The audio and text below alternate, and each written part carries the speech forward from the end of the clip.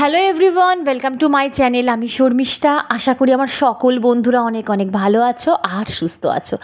আজকে আমি আমার এক দিদির কমেন্টের রিপ্লাই দিয়েই ভিডিওটা শুরু করব। আশা করি তোমাদেরও খুব খুব ভালো থাকবে, সঙ্গে থেকো তোমরা।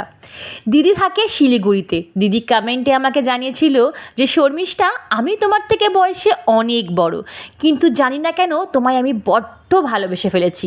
মাসিমাকেও আমার, মানে তোমার মাকেও আমার ভীষণ ভালো লাগে। তো প্রথমে বলি থ্যাংক ইউ সো মাচ দিদি, এত সুন্দর একটা মন ছুঁয়ে যাওয়ার মতন কমেন্ট করার জন্য। তোমরা হয়তো বিশ্বাস করবে না, আমার এক একটা বন্ধু বা এক একটা দিদির কমেন্ট পড়ে না আমার চোখে জল চলে আসে। তারা এমন এমন কমেন্ট আমাকে করে, তখন আমি ভাবি সত্যি কি আমি এতটাই যোগ্য মানে এই কমেন্টগুলো পাওয়ার।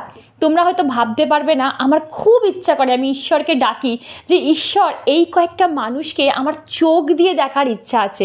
জানি না ভগবান আমার ইচ্ছাটা পূরণ করবে কি না, যে তোমাদের আমি দু চোখ ভরে দেখব বা তোমাদের একটু জড়িয়ে ধরবো। আজকে আমার মন থেকে যা যা বলতে ইচ্ছা করছে আমি র্যান্ডামলি বলে যাচ্ছি।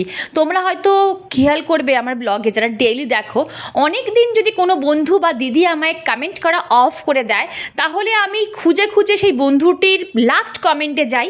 কমেন্টে গিয়ে তাকে আবার আমি রিপ্লাই কমেন্ট করে জিজ্ঞাসা করি যে সে দিদি বা ডিয়ার কেমন আছো। অনেক দিন তোমার কমেন্ট পাই না।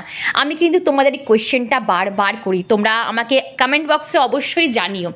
মানে আমি না ভয় পাই, যদি 2-3 দিন পর পর তোমাদের কমেন্ট না পাই না, আমার ভয় লাগে যে আমি কি বন্ধুটাকে হারিয়ে ফেললাম বা এই দিদিটা কি আমাকে আর কমেন্ট করবে না। আমি শুধু এইটুকু ভয় পাই। জানো তো বন্ধুরা, কোনো ভালো কাজ করার জন্য না একটা মোটিভেশনের দরকার পড়ে, আর আমি এই মোটিভেশনটা পাই তোমাদের থেকে। আমি যখনই ডিমোটিভেট হয়ে যাই, যখন আমি বুঝতে পারি না কি করব আর কি করব না, পুরো ঘেটে থাকি, আমি সিধা কমেন্ট বক্সে যাই, তোমাদের এই ভালো ভালো কমেন্টগুলো পড়ি। আমি জানি না আমার জীবনে এগুলো ম্যাজিকের মতন কাজ করে। আমি এক সেকেন্ডের মধ্যে আমি পুরো চার্জ হয়ে যাই, আবার আমি ক্যামেরাটা তুলে আবার ভিডিও করতে শুরু করে দিই। সকাল থেকে 2বার সানস্ক্রিন অ্যাপ্লাই করলাম, 3বার জামা চেঞ্জ করলাম, সাদা করে দিয়েছি। একবার পুরো উঠে গেল, ঘর পরিষ্কার করতে করতে আবার অ্যাপ্লাই করেছি। ব্রেকফাস্টে রয়েছে আন্ডা, কলা আর ব্রেড। ঠিক আছে, মা চলে এসো চট করে।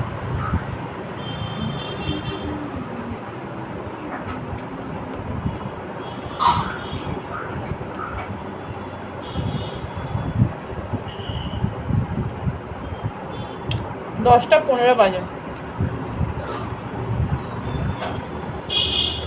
মায়ের আবার চা ছাড়া হবে না। পাউরুটি আর পাউরুটি বা রুটি থাকলে মা চা খায়। তো চলো আগে রান্নাটা বসিয়ে দিই, কারণ হাজব্যান্ড আজকে 12টার মধ্যে খেয়ে বেরোবে, লাঞ্চ করে বেরোবে একটা কাজে। তো ওই জন্য তাড়াতাড়ি করে কাজকর্ম কমপ্লিট করলাম। ঠিক আছে, আর ভাতটাকে আগে অন করে দিই।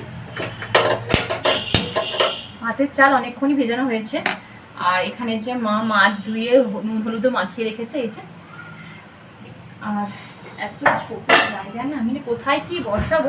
আর ডিম সেদ্ধটা দিয়ে দিই আগে, কারণ ও এসে এখন একটু ডিম সেদ্ধ খাবে দুটো।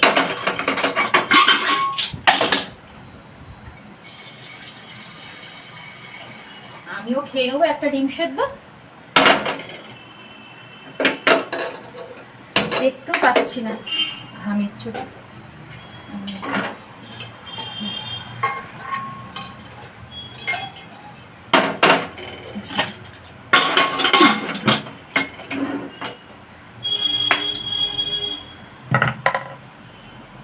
চলো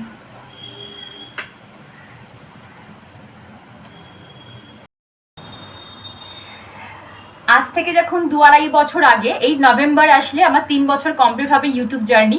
তো প্রথম সত্যি কথা, এই ক্যামেরার সামনে এসে কথা বলা, ক্যামেরার অ্যাঙ্গেল ঠিক করা, আমি বুঝতে পারতাম না যে কোথায় আমার এই ক্যামেরাটা সেট করলে আমার সব কিছু দেখা যাবে, ভিজিবল হবে, তোমাদের দেখতে সুবিধা হবে। মানে এই ক্যামেরা সেট করতে করতেই আমার অর্ধেকটা সময় চলে যেত। ঠিক আছে, মানে বুঝতে পারতাম না, হয়তো এমন জায়গায় ক্যামেরা ঠিক করলাম, দেখলাম যে ক্যামেরা অফ করার পর, ভিডিও শ্যুট করার পর দেখলাম কিচ্ছু বোঝা যাচ্ছে না, আবার সেটাকে ডিলিট করলাম, ডিলিট করে আবার ক্যামেরা সেট করলাম। মানে অনেকটা, মানে এই যে এই জিনিসটা, এই যে ব্লগিং করা এটাও একটা শিক্ষা, ডে বাই ডে শিক্ষা, কিভাবে নিজেকে ইমপ্রুভমেন্ট করা যায়। এখন দেখো আমি এখন বুঝতে পারি যে না এই সাইডটা সেট করলে আমার মোটামুটি আমাকে ভালো দেখা যাবে, পজিশনটা বোঝা যাবে, এই পাশটা সেট করলে আমার রান্নাটা দেখা যাবে। এইটা আমার থেকে না, যারা তোমরা আমাকে ওপারে দেখছো তারা সবচেয়ে ভালো বলতে পারবে আমার ইমপ্রুভমেন্ট হচ্ছে কি মানে ডিক্রিজ হচ্ছে কি ইনক্রিজ হচ্ছে, সেটা তোমরা ভালো বলতে পারবে। আগের ব্লগগুলো তোমরা যদি একদম প্রথমে যদি ফিরে যাও, 2.5 বছর আগের ব্লগ দেখো, প্রথমের ব্লগ আর আজকের ব্লগ যদি তোমরা দাঁড়িয়ে দেখো, দেখবে আমার কথা বলার ফ্লুয়েন্সি, আমি যেই তোমাদের সাথে কথা বলছি এত ফ্লুয়েন্সি বলতে পারতাম না, বা এত কি বলবো স্মুথলি বলতে পারতাম না, আমার আটকে আটকে যেত। এখনো আমার আটকায়, এখনো আমার জড়িয়ে যায়, দেখবে কথাবার্তা একটু জড়িয়ে যায়, বা একটু স্লিপ আপ টাং ভুলভাল একটু কিছু বলে ফেলি হয়। আমি জানি এটাকেও আমি ইমপ্রুভ করবো, এটাকেও আমি সংশোধন করে নেবো, সময়ের ব্যাপার, একদিনে তো কিছু চেঞ্জ হয় না। বাট আমি নিজে বুঝতে পারছি, আমি নিজে ফিল করছি যে না আমার একটু ডে বাই ডে ইমপ্রুভমেন্ট হচ্ছে। তোমাদের আমি বলবো যে আমি এই নিয়েও কিন্তু আমি কি বলবো এই নিয়েও আমি পড়াশোনা করছি, বা এই যে ব্লগিং কেন দেখো, নোংরামি করে বলো বা কুটকাচালি করে বলো বা অনেক অসভ্যতামি জিনিস দেখিয়েও কিন্তু রিচ পাওয়া যায়, মিলিয়নসের ভিউ পাওয়া যায়। কিন্তু কোনো জিনিস যদি তুমি কষ্ট করে অ্যাচিভ করো বা পরিশ্রম করো, তার পেছনে কিন্তু তোমাকে এফোর্ট দিতেই হবে, ঠিক আছে? যে এফোর্টটা আমি ডে বাই ডে দিচ্ছি, আমি শুধু ইউটিউব করলাম, ব্লগিং করলাম, ছাড়লাম তাই নয়। আমাকে এই নিয়েও না আমাকে একটু কি বলবো মানে একটু ভাবনা চিন্তা, একটু পড়াশোনা, একটু খোঁজাখুঁজি করা, একটু নিজের অভিজ্ঞতা গ্যাদার করা। কারণ আমি যদি অভিজ্ঞতাটা না পাই বা আমি যদি জিনিসটা না জানি না শিখি, আমি তোমাদের কিভাবে শেখাবো? ফার্স্ট তো আমাকে শিখতে হবে, তারপর তোমরা শেখাবো। তো সেই হচ্ছে ব্যাপার, ঠিক আছে? তো এইটা আমার একটা পড়াশোনার মতনই কাজ করছে, ঠিক আছে? এটা মেডিসিন আমার জীবনে। এই ব্লগিং করার পরও আমি একটু ঘাটাঘাটি করি, একটু সার্চ করি, একটু জিনিসপত্র সার্চ করি, একটু ঘাটাঘাটি করি, দেখি কোথাও ভালো মন্দ জিনিসটা আছে, সবচেয়ে ভালো জিনিসটাকে আমি উঠিয়ে আনার চেষ্টা করি। তো এইভাবেই আমার দিন যাপন হচ্ছে। এবার তোমরা নেক্সট ব্লগে আমায় এই ব্লগে কমেন্ট করে বলবি যে তোমরা কি দেখছো, যে আমার কাজের ইমপ্রুভমেন্ট দেখছো, আমার কথা বলার ইমপ্রুভমেন্ট দেখছো, বা আমার ইউটিউবের বা আমার ভিডিওর কোনো ইমপ্রুভমেন্ট দেখছো। হ্যাঁ, কোয়ালিটির আমি বলবো না যে আমার মোবাইল কোয়ালিটির বিশাল ভালো, আমি বলবো না। আমি প্রথম দিন যে মোবাইলে ব্লগ করেছি আজও স্টিল নাও সেই মোবাইলে আমি ব্লগ করছি। মধ্যেখানে আমার এই মোবাইলটা খারাপ হয়ে গেছিলো, তখন আমি আমার মায়ের মোবাইলে শ্যুট করেছি। এখন আমার মায়ের মোবাইলে অনেক ক্লিপিংস রয়েছে, সেগুলো আমি এখনো দিইনি, ভাবছি দেবো। কেন নষ্ট করবো বলো এই ভিডিওগুলো? আগের বছরও আমি কিছু ক্লিপিংস আমার মায়ের ভিডিওতে রয়েছে, দেখি সেগুলোকে আমার মোবাইলে ট্রান্সফার করি, তারপরে আমি সেগুলোকে দেবো। তো এই হচ্ছে ব্যাপার। আর হ্যাঁ, ইচ্ছা আছে একটা ভালো মোবাইল। কেন এখন তো মানুষ ঝা চকচকে জিনিস দেখতে পছন্দ করে, একদম ক্লিয়ার ক্রিস্টাল জিনিস দেখতে পছন্দ করে, যেটা আমি সত্যি তোমাদের আজও দিতে পারিনি। সেই ক্লিয়ার স্ক্রিনটা আমি এখনো দিতে পারিনি, কারণ আমার মোবাইলটা অতি সাধারণ একটা মোবাইল। এমন কিছু যে এডিট করা বিশাল কিছু একটা ফিল্টার মারা যায় সেটাও নয়। তো এই হচ্ছে ব্যাপার। তো যখন নতুন মোবাইল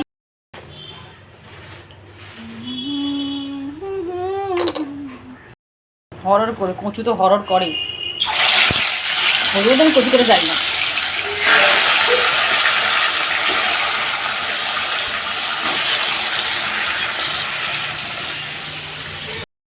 তো এখানে কচুটাকে আমি একটু সেদ্ধ করে নিয়েছিলাম, আর এখানে কালো জিরা ফোড়ন দিয়েছি, ঠিক আছে? কচু দিয়ে আলু দিয়ে কাতলা মাছের ঝোল হবে। তোমরা কে কে খেয়েছো আমার কমেন্টে জানিও। কচু দিয়ে কাতলা মাছের ঝোল কে কে খেয়েছো?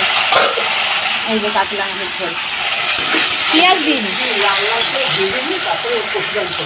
দেখো না এমনি ভাজা হয়ে যাবে, দেখো না। তো হয়ে গেছে, এখানে আমার আরেকটু জল লাগবে, ডাল করবো না।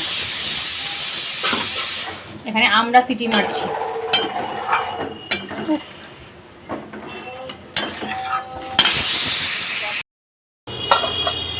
মা ধরে পাতা ধোয়া আছে, ভালো করে ধোয়া তো। তুমি খাও, আর একজন ঘরে খেতে বসেছে, এই যে খেতে বসেছে, মাকে খেতে দিচ্ছে, আর আমি বাইরেটা এলাম। শুধু দেখো কি অবস্থা আকাশটা, আর ও এখন বেরোবে খেয়ে দে। তুলে রাখি, এরপর যদি ভেজে আমার গাছগুলো মরে যাবে। সব তুলে রেখেছি এখানটা, চলো বাইরে দেখি।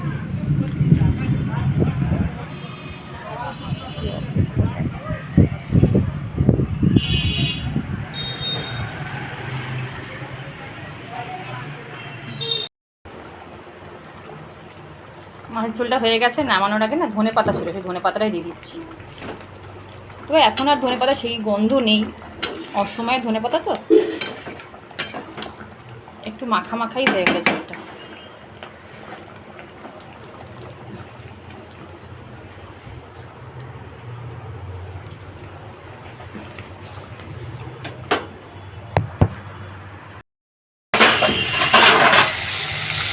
সারাদিন শুধু মোবাইলটা আমার হারিয়ে যায়, কোথায় চলে যায় হাত পা গজিয়ে কে যায়। এই দেখ সবটা পড়ে গেছিলো, এখন পড়ে গেছে গাছের মধ্যে, সবটা পড়তো। ভালো গেছিস না, খা। চিংড়ি মাছটা ভেজে নিচ্ছি, আর এখানে কুমড়ো, কাঁকরোল আর আলু 3 রকম সবজি কেটে নিয়েছি, এটা দিয়েই তরকারি হবে। দাদা সবজি ছিল আমার ঘরে।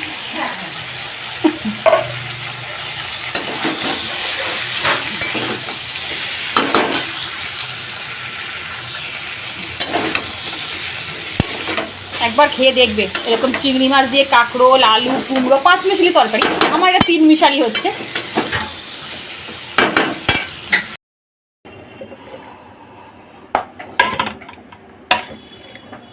তরকারিটা অনেকটা হয়ে গেছে, বুঝতে পারিনি এটার মধ্যে।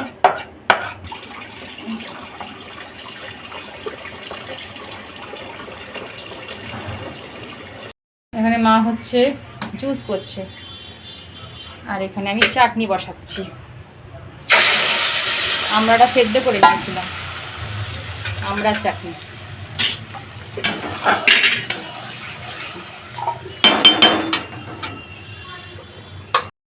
এখন ঘড়িতে বাজে 12টা 20। আমার রান্না বান্না কমপ্লিট হয়ে গেছে। আর তোমাদের দেখাই একটা জিনিস, আমাকে সাধনা বলে আমার এক সাবস্ক্রাইবার বোন, ও আমার আগের ব্লগে দেখিয়েছিলাম যে আমার হাজবেন্ড প্রত্যেকটা দিন খাবার পাতে 2টো করে রসুন খায়। রসুনটা হচ্ছে যাদের হাই কোলেস্ট্রল থাকে তাদের জন্য রসুন খাওয়া ভীষণ ভালো, কিন্তু সব রসুন নয়, ঠিক আছে? রসুনের মধ্যেও কিন্তু কোয়ালিটি আছে, মানে ভেদাভেদ আছে। আমি তোমাদের দেখিয়ে দিই আমি কোন রসুনের কথা বলছি, ঠিক আছে? এই দেখ,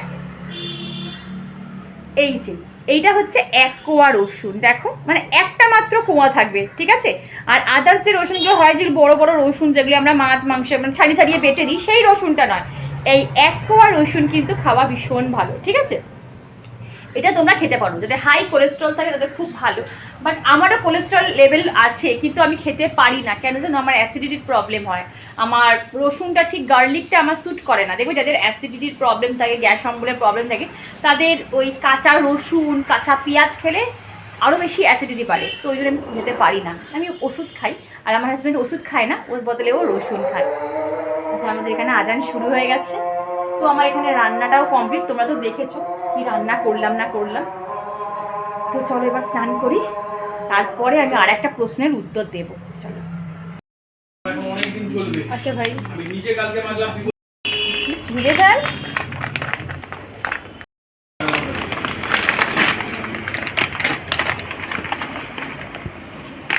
কি এটা ডাবের নিয়েছিস? আর চলো নাইকা থেকে কিছু জিনিস অর্ডার করেছি তোমাদের সাথে শেয়ার করি। এই তো প্রথমে দেখো, ডাবের একটা কন্ডিশনার নিয়েছি, ভীষণ ভালো। ডাবের একটা বডি ওয়াশ নিয়েছি। আমি না এই বডি ওয়াশ কন্ডিশনার একটু চেঞ্জ করি, মানে একভাবে এক জিনিস মাখি না, তো এই দুটো নিয়েছি। তার সাথে নিয়েছি একটা বডি মিস্ট, প্লামের বডি মিস্ট, এটা তোমাদের আগেও দেখিয়েছি, এটা দারুণ। একবার তোমরা এই গরমে এই বডি মিস্টটা প্লামের ইউজ করে দেখবে, জাস্ট চুমু, মানে প্রেমে পড়ে যাবে। এটা ছাড়া তোমরা অন্য কোনো বডি মিস্ট ইউজ করবে না, আমি তোমাদের কথা দিচ্ছি।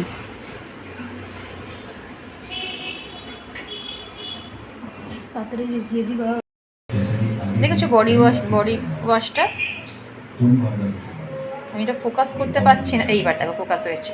এই দেখো, আমি জাস্ট এখান থেকে একটু বার করলাম তোমাদের দেখানোর জন্য। এটা জেল ফর্মে রয়েছে, ঠিক আছে? গরমকাল তো একটু জেল ফর্মে, আর এর মধ্যে না স্ক্রাবের মানে ছোটো ছোটো গুঁড়ো গুঁড়ো গুঁড়ো গুঁড়ো পার্টিকেলস রয়েছে, যেটা তোমার বডি স্ক্রাবিং মানে কাজ করবে। এই দেখো, এই ছোটো ছোটো ছোটো ছোটো গুড়ি গুড়ি গুড়ি গুড়ি এইটার মধ্যে বডি মানে কিছু পার্টিকলস রয়েছে যেটা তোমার স্ক্রাবের কাজ করবে, আলাদা করে স্ক্রাব ইউজ করতে হবে না, ঠিক আছে। আর এটা ভীষণ মাইল্ড, একদম জেল ফর্মে রয়েছে, মানে সামারের পক্ষে খুব ভালো। আর তোমার স্মেলটা তো জাস্ট মাইন্ড ব্লোয়িং। আর এইটা আমি ফার্স্ট ইউজ করছি, প্লামের অন্য কিছু ইউজ করেছিলাম কিন্তু এইটা আমি ফার্স্ট ইউজ করছি প্লামের। এইটা আমি ইউজ করে তোমাদের আমি রিভিউ দেবো, ঠিক আছে, যে ক ঘন্টা এটা স্টে করছে সেটা আমি তোমাদের পরে বলে দেবো।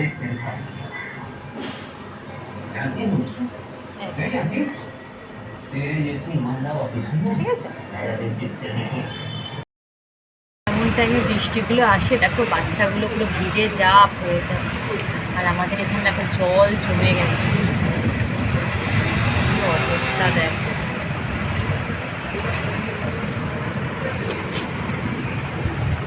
দেখো কি অবস্থা, আমাদের এখানে খুব একটা বৃষ্টি, খুব একটা জল জমে না আমাদের এখানটা, মানে প্রচুর বৃষ্টি হলে তবে এই রাস্তায় ওঠে, মানে রাস্তাটা অনেকটা উঁচু রাস্তা।